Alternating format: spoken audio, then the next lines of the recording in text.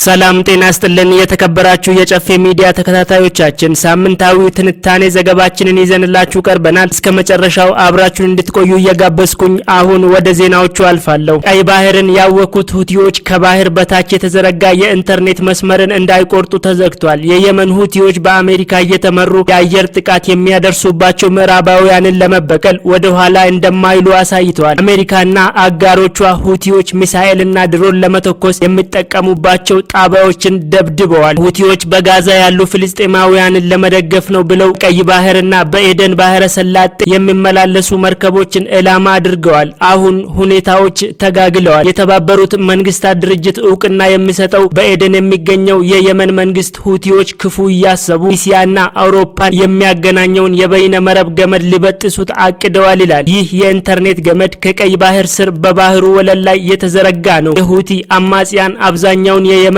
ክፍል የተቆጣጠሩት በአውሮፓውያኑ 2014 ነው። ይህ ማስጠንቀቂያ የመጣው ከሁቲዎች ጋር ግንኙነት አለው የሚባል አንድ የቴሌግራም ቻናል ቀይ ባህር ውስጥ የተዘረጋ ገመዶችን የሚያሳይ ካርታ ከለጠፈ በኋላ ነው። ሁቲዎች እኒህን ገመዶች ይበጥሱ ይሆን? ማድረግ ቢፈልጉ የሚከለክላቸውስ አለ ወይ? አማጽያኑ እንደሚሉት በባህር ውስጥ የተዘረጉትን ገመዶች የሚያሳይ ካርታ በቀላሉ አግኝተዋል። ገመዶቹ ደግሞ በባብ አልመንደብ ሰርጥ በኩል ነው የሚያልፉት። ነገር ግን ይህ 17 በመቶ የሚሆነውን የዓለም ኢንተርኔት መስመርን የሚያገናኙ ፋይበር ገመዶች 100 ሜትሮች ወደ ታች ዘልቀው የባህር ጠለል ላይ ነው የሚገኙት። ይህ ማለት ቀዛፊዎች ሊደርሱባቸው አይችሉም ማለት ነው። የዩናይትድ ስቴትስ እና የሩሲያ የባህር ኃይሎች ግን ወደ ታች ዘልቀው ይህን ገመድ የመቁረጥ አቅም እንዳላቸው ይነገራል። ይህን የሚያደርጉት የውቅያኖስ ወለልን መዳበስ የሚችል ተርጓጅ ጀልባ ትልቅ መቀዝ አዝሎ እንዲገባ ማድረግ ነው። ሁቲዎች ይህንን ገመድ በቀላሉ መቁረጥ የሚችል አቅም የላቸውም። የቀድሞ የብሪታንያ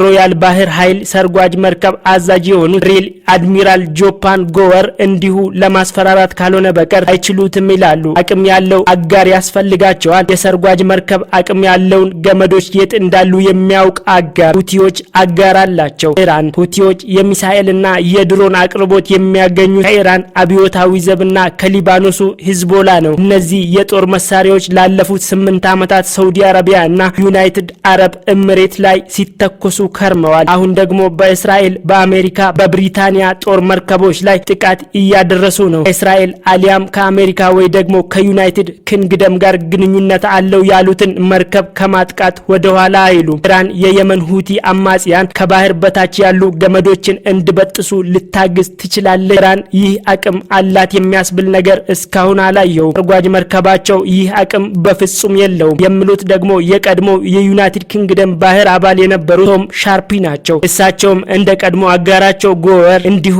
ለማስፈራራት ነው እንጂ ሁቲዎች ይህን ማድረግ አይችሉም ይላሉ። ኢራንም ብትሆን የየመን ሁቲዎች ይህን ገመድ እንዲበጥሱ ማገዝ ማለት ሌላ የራሱ መዘዝ ያመጣል። አሜሪካም ሆነች ኢራን ወደ ለየለት ጦርነት መግባት አይሹም። ይህንን ደጋግመው አረጋግጠዋል። አሜሪካና ኢራን በመካከለኛው ምስራቅ በአጋሮቻቸው አማካኝነት የሚያደርጉት ጦርነት አንዳች አይነት መከባበር ያለበት ነው። አሜሪካ በኢራቅና በሶሪያ የሚገኙ በኢራን የሚደገፉ ታጣቂዎችን ስትመታ ከቀናት በፊት ማስጠንቀቂያ ሰጥታ ነው። ይህ ደግሞ ቁልፍ የሚባሉ ኢራናውያን ከስፍራው እንዲርቁ ጊዜ ይሰጣል። ዓለም አቀፍ ግንኙነት የሚያሳልጡ ገመዶችን መበጠስ ማለት ኢራን የማልሶ ማጥቃት እርምጃ እንዲወሰድባት እድል መስጠት ማለት ነው። ኢራን መሰረተ ልማቱን ከማውደም ይልቅ የሳይበር ጥቃት ማድረስን ትመርጣለች የሚሉ ከ2015 እስከ 2017 እንደ አውሮፓውያን አቆጣጠር በየመን የዩናይትድ ኪንግደም አምባሳደር የነበሩት ኤድማን ፊታን ብራውን ናቸው። ሁቲዎች በቅርቡ በቴሌግራም ቻናላቸው ላይ የለጠፉት ማስፈራሪያ ተግባራዊ ለማድረግ ይከብዳቸዋል። ይህ